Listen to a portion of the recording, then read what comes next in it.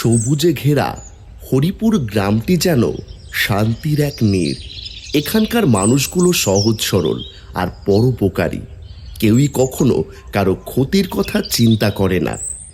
গ্রামের বেশিরভাগ মানুষের জীবন কাটে মাঠে চাষাবাদ করে, কিন্তু আজ হরিপুর গ্রামের শান্ত প্রকৃতিতে কেমন যেন একটা অস্থিরতা।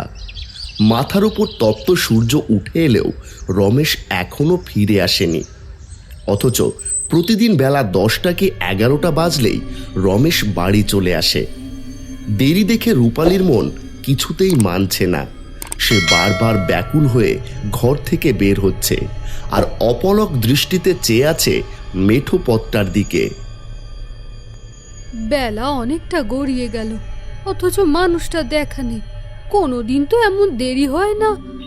রূপালীর দুশ্চিন্তা এবার ভয় হতে শুরু করেছে। মনে মনে সে ভাবল, না, আর বসে থাকা ঠিক হবে না। এখনই একবার গ্রামের সেই বড় বটতলায় গিয়ে খুড়োকে সব কথা বলতে হবে। হয়তো তিনি কোনো খোঁজ দিতে পারবেন। গ্রামের একদম মাঝখানে বিশাল বড় এক পুরনো গাছ আছে। প্রতিদিন বিকেলে যখন সূর্যটা একটু হেলে পড়ে, তখন গ্রামের মানুষজন সারাদিনের কাজ শেষ করে এই গাছটার নিচে এসে জড়ো হতো। কারো সুখের গল্প হোক কিংবা দুঃখের কথা, গ্রামের যে কোনো সমস্যা বা ভালো মন্দ সব কিছু নিয়েই এখানে বসে আলোচনা চলে। এই গাছটি শুধু একটা সাধারণ গাছ নয়, এটি যেন বছরের পর বছর ধরে আমাদের এই গ্রামের সব ভালো মন্দের এক নীরব সাক্ষী হয়ে দাঁড়িয়ে আছে।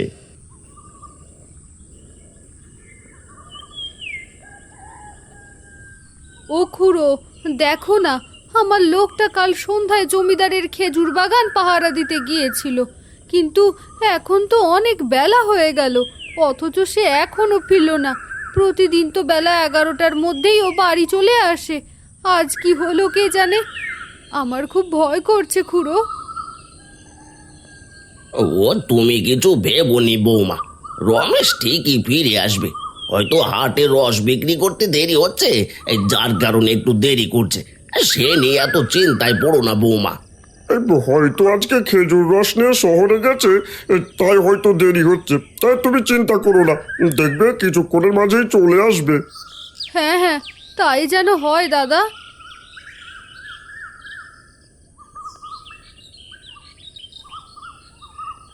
আরও একটা রাত কেটে গেল, কিন্তু রমেশ বাড়ি ফিরল না। পরদিন সকাল হতেই এই দুশ্চিন্তায় খবরটা পুরো গ্রামে ছড়িয়ে পড়ল। রমেশের কি হলো তা জানতে আজ সকাল সকালই গ্রামের সবাই সেই পুরনো গাছটার নিচে এসে জড়ো হলো। ওগো খুড়ো, বড্ড ভয় করছে যে কিছু ভালো মন্দ হয়ে গেল নি তো। 2 দিন কেটে গেল, লোকটা বাড়ি ফেরেনি। এমন তো কখনো করেনি। ও খুড়ো, কিছু একটা করো না, আমার ভীষণ ভয় করছে যে। সবাই মিলে একবার খুঁজলে হয় না? মনটা বড়ই ব্যাকুল হয়ে উঠেছে। ও বৌমা, এসব মুখে এনো না গো, এত দুশ্চিন্তা করো না, পরে আবার শরীর খারাপ হবে। রমেশ ঠিকই চলে আসবে, তুমি বাড়ি যাও, আমরা দেখছি কি করা যায়। না না খুড়ো, আমি বাড়ি যাব না। আমি এখানেই বসে থাকবো। ও যতক্ষণ না বাড়ি ফেরে আমি কোথাও যাব না। আমার মনের ভিতরটা কেমন জানি ধড়ফড় করছে। আরে পাগলি মেয়ে, এমন ছেলে মানুষই করো না তো। ঠিক তখনই কানাই হাঁপাতে হাঁপাতে ছুটে আসে। কানাইয়ের চেহারা যেন ভয়ে বিগড়ে গেল, চোখ কপালে উঠে গেল, যেন ভয়ের একটা ছাপ পড়েছে কানাইয়ের চোখে মুখে। কথা বেঁধে বেঁধে আসছে, গলায় যেন কিছু ভয় আটকে গেছে। শুকনো কণ্ঠে কথা বলতে লাগলো। সবাই সবাই এখানে আছো? কি হয়েছে রে কানাই, বলতো? এত হাঁপাচ্ছিস কেন? কি হয়েছে এমন?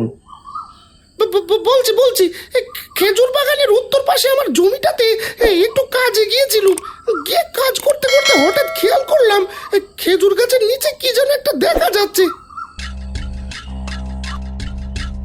কি ব্যাপার? কি যেন পড়ে আছে, একটু এগিয়ে গিয়ে দেখি তো।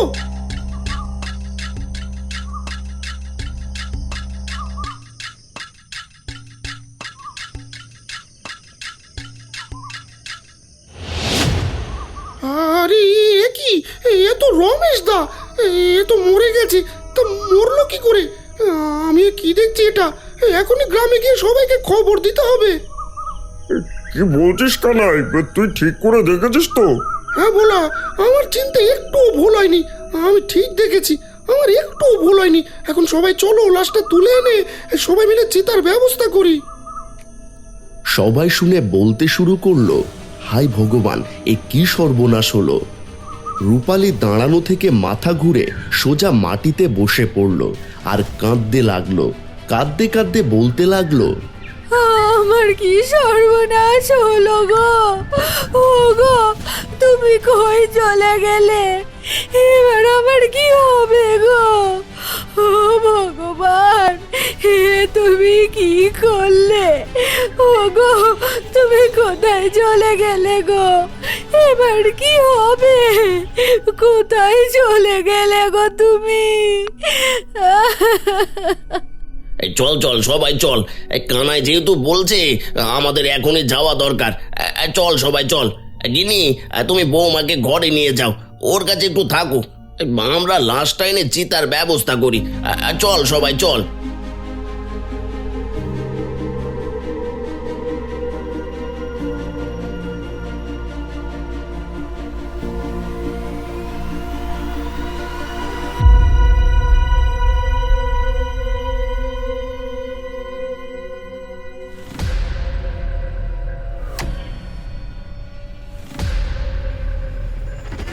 ও খুড়ো, দেখেছো লাশটা কত ভয়ঙ্কর দেখাচ্ছে?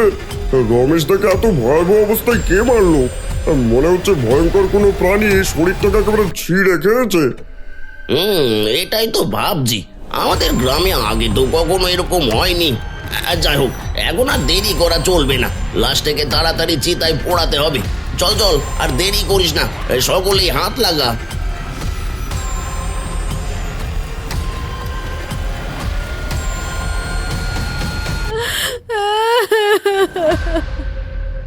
কি গো, কই চলে গেলে তুমি?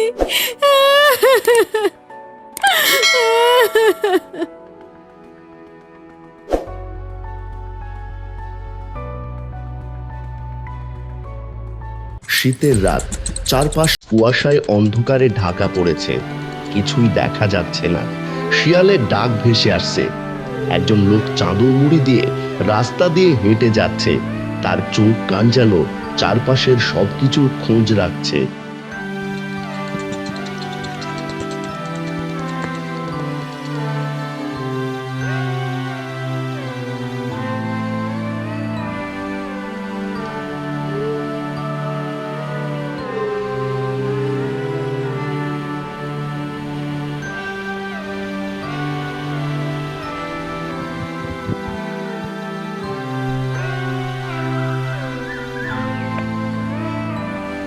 না না, এভাবে তো আর চলে না।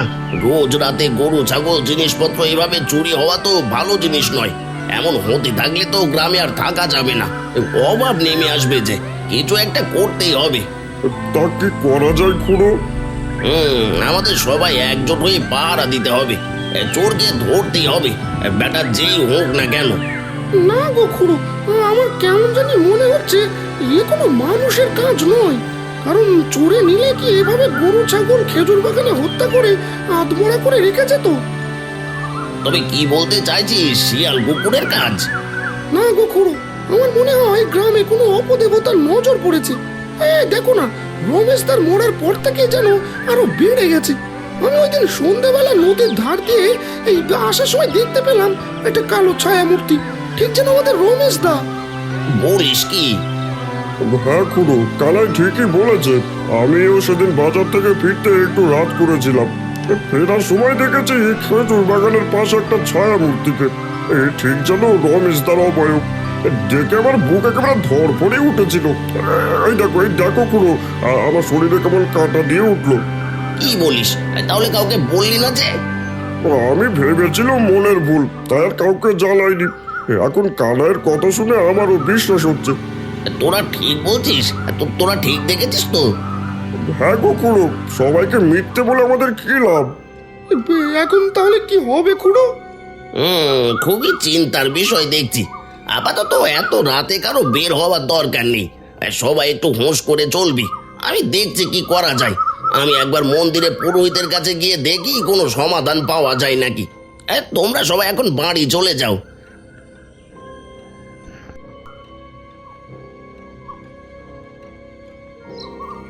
কি করা যায়? গ্রামের মানুষের এত বড় বিপদ তো আগে কখনো আসেনি। না, একবার পুরোহিত মশাইয়ের সাথে দেখা করে আসি। উনি যদি কোনো পরামর্শ দেন তাহলে হয়তো এই বিপদ কাটিয়ে ওঠা যাবে।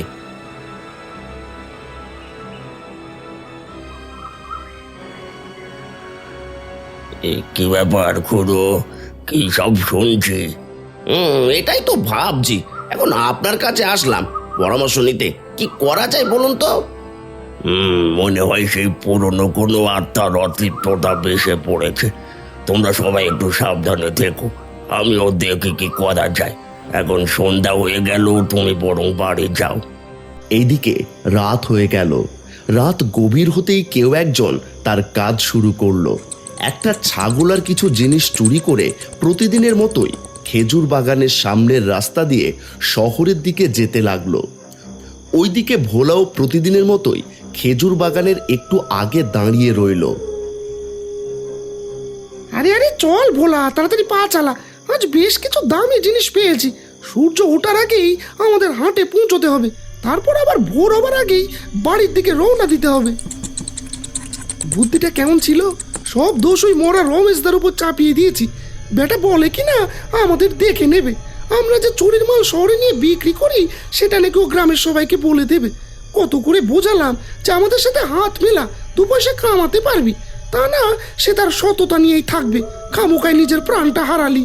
তবে আমাদের সুবিধাই হলো বল, এই বাগানের পাশে রাস্তা দিয়ে গেলেই বেটা টর্চের আলো মেরে বাঁকড়া দিত। শান্তিতে চুরি করতেও পারতাম না। এখন আর সেই ভয় নেই। কানাই খেয়াল করলো সে একাই কথা বলে যাচ্ছে। ভোলা একটা কথাও বলছে না, একেবারে চুপ হয়ে আছে। বিষয়টা তার কাছে কেমন যেন একটু খটকা লাগলো। ব্যাপার কি? এতক্ষণ ধরে একাই বকে যাচ্ছি। তোর কি হয়েছে বলতো? দে দে, একটা বিড়ি দে তো দেখি। আজ বেশ ঠান্ডা পড়েছে আর কুয়াশাও বেড়ে গেছে।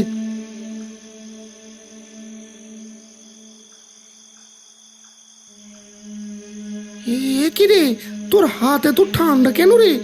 একেবারে বরফের মতো ঠান্ডা। এত শীতে অনেকক্ষণ ধরে গাছতলায় দাঁড়িয়েছিলাম তো, তাই শীতে জমে গেছি।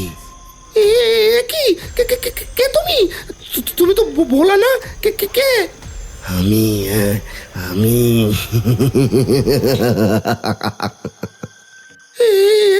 কি রমেশ দা, তুমি তুমি এখানে কেন? ভোলা কই? রমেশ দা আমায় ছেড়ে দাও, ছেড়ে দাও আমায়। আমার ভুল হয়েছে। ওই ভোলার জন্যই তোমাকে মারতে হলো। আমি কিন্তু তোমায় মারতে চাইনি। আমাকে তুমি ক্ষমা করে দাও রমেশ দা। রমেশ দা, দোহাই দোহাই তোমার, আমাকে তুমি ছেড়ে দাও। আমাকে মেরেছিস তোরা, তোদের শাস্তি হয়নি। আমার নামে বদনাম ছড়িয়েছিস।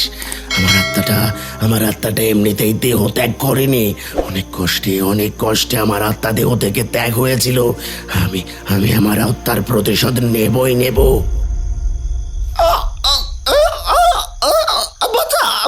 বাঁচাও!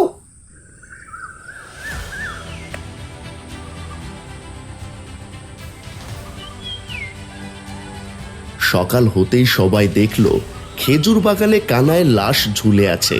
শুনে পুরোহিত মশাইও হাজির হলো। কানাইয়ের শরীরটাও অনেকটা রমেশের মতোই ক্ষতবিক্ষত হয়ে আছে। গ্রামে কার নজর পড়লো কে জানি, দুটো জোয়ান মারা গেল। কি করা যায় বলুন তো পুরোহিত মশাই? খুড়ো, সব দেখে মনে হচ্ছে গ্রামে কোনো আত্মা বা অপদেবতার আগমন হয়েছে। এক কাজ করেন, ভালো একটা ওঝা এনে দেখেন তো কি করা যায়। আমার পরিচিত একটা ভালো ওঝা আছে, আমি ঠিকানাটা লিখে দিচ্ছি। আপনি কানাইয়ের চিতার কাজ শেষ করে ওঝার কাছে গিয়ে সব খুলে বলুন। আশা করি এর একটা সমাধানের পথ পাওয়া যাবে। এখন কানাইয়ের চিতার ব্যবস্থা করি। ঠিক আছে পুরোহিত মশাই।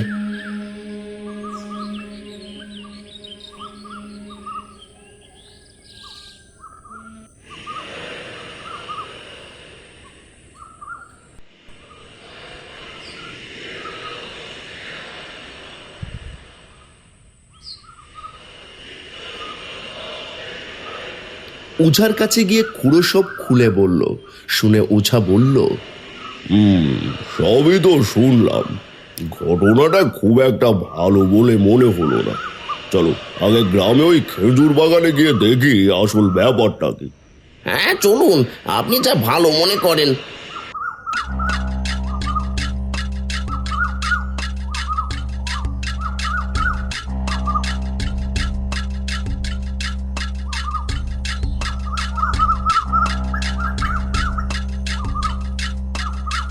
আসলে খুড়ো, এটা কোনো স্বাভাবিক ঘটনা নয়। এর পেছনে নিশ্চয় কোনো বড় কারণ আছে, যা এখনো প্রকাশ পায়নি। আজ আমি দেখছি কি করা যায়। আমাকে একদিন সময় দাও। আজ আমি মায়ের পুজোয় বসবো, কালই আমি এর একটা হেস্ত করবো খুড়ো। তোমরা কোনো চিন্তা করো না, কিন্তু আজ সন্ধ্যের পর কেউ বাড়ির বাইরে বের হবে না। যত যাই হোক মনে থাকে যেন। এদিকে বিকেল থেকে রাত হলো, কুয়াশায় ঢাকা চারপাশ, ঠান্ডাও পড়েছে বেশ। তখন মধ্যরাত, শিয়াল ডাকছে, সবাই ঘুমিয়ে পড়েছে, কিন্তু ভোলার চোখে ঘুম নেই। ভোলা শুয়ে শুয়ে ভাবতে লাগলো, না, কালাইয়ের ব্যাপারটা মেনে নিতে পারছি না। আমি তো কাল শরীর খারাপের জন্য বের হতে পারিনি, তা তো সে জানেও না। তাহলে বেটা কালাইয়ের সাথে কে ছিল? এটা কি রমেশদার আত্মা? না না না, তা হবে কি করে? এসব কি ভাবছি আমি? এসব মনের ভুল। যাকে এবার ঘুমোই। ভোলা, এই ভোলা, বাইরে আয়, খুব বিপদ রে। কে কে ডাকে আমাকে এত রাতে? তাও আবার আমার নাম ধরে কে ডাকে? কে ওখানে? এত কথা বলার সময় নেই, এখন খুড়োর খুব শরীর খারাপ, এখনই সদর হাসপাতালে নিয়ে যেতে হবে। চল চল। খুড়োর অসুখের কথা শুনে ভোলা এক মুহূর্ত দেরি না করে বেরিয়ে পড়ল। তার তখন ওঝার বারণ করা কথা মাথায় আসলো না। চারিদিকে নীরব নিস্তব্ধ। এখন কেউ ঘরের বাইরে নেই, শুধু আছে ভোলা। শিয়ালের ডাকের সাথে ভেসে আসছে যেন পোকার ডাক। কিন্তু আমি তো আপনাকে... আহা, কোনো কিন্তু না, এখন চল, আগে খুড়োকে বাঁচাতে হবে। চল চল, তাড়াতাড়ি চল। ভোলা কেমন যেন একটা মোহগ্রস্ত হয়ে গেল। তার মাঝে যেন নিজের হুঁশ একটুও নেই, পুরোটাই হারিয়ে ফেলেছে। ভোলা রমেশের পেছনে হেঁটেই চলেছে। হঠাৎ ভোলা খেয়াল করলো সে খেজুর বাগানের মাঝে পড়ে আছে। রমেশ তার সামনে দাঁড়িয়ে আছে, ভয়ঙ্কর চেহারা আর লাল চোখ, যেন রক্ত পড়ছে। কি, আমি এখানে কেন? আর খুড়ো কই? রমেশদা, তুমি? আমি রমেশ। বাঁচাও, বাঁচাও, কে আছো? আমাকে বাঁচাও।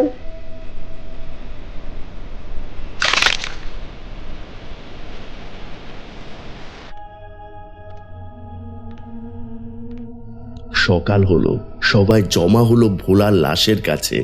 ওঝাও আসলো। না না, এভাবে আর চলে কি করে? দেখতে দেখতে 3টে প্রাণ চলে গেল। ওগো ওঝা, কিছু একটা করো বাবা, আমাদের সুন্দর গ্রামটা তো দিনের পর দিন শেষ হয়ে যাচ্ছে। আমি তো কালই তোমাদের বারণ করেছি কেউ যেন রাতে বাড়ি থেকে বের না হয়। সে কথা মানোনি, তাই বিপদে পড়েছ। আচ্ছা ঠিক আছে, আজকে রাতে আমি এই খেজুর বাগানে যজ্ঞে বসবো। তোমরা সবাই সেখানে উপস্থিত থেকো।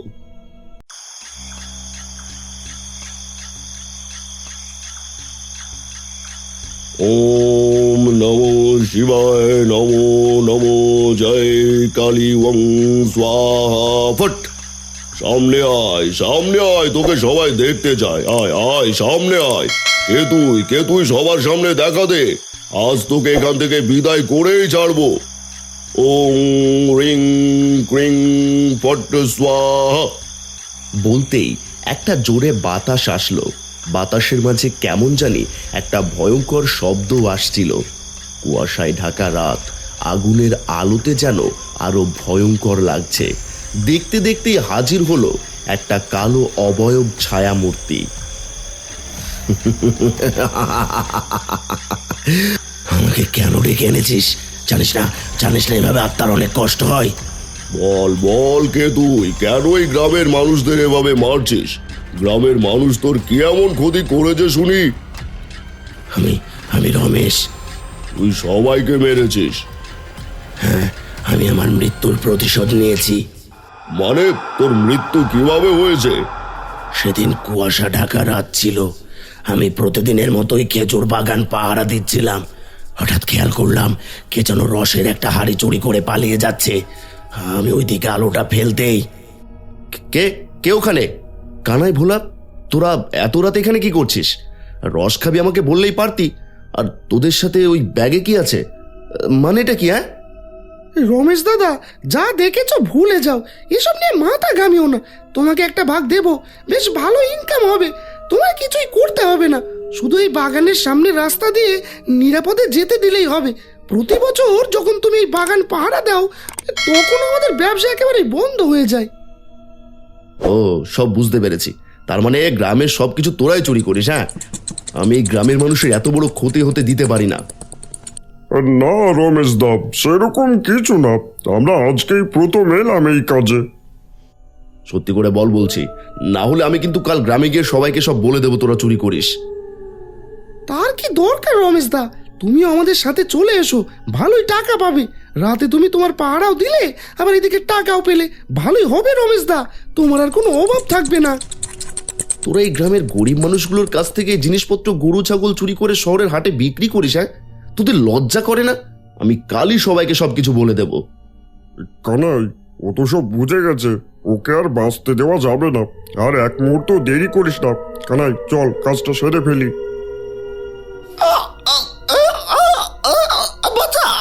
বাঁচাও! গ্রামের সবকিছু তারাই লুট করত। গ্রামের মানুষ যাতে ভয় পায়, তাই তারা আমার উপর দোষ চাপিয়ে দিত। যাই হোক, আমি আমার প্রতিশোধ নিয়েছি। আমি আজ থেকে মুক্ত। আমার আর কারোর ওপর কোনো রাগ নেই। এবার আমি আসি, তোমরা সবাই ভালো থেকো।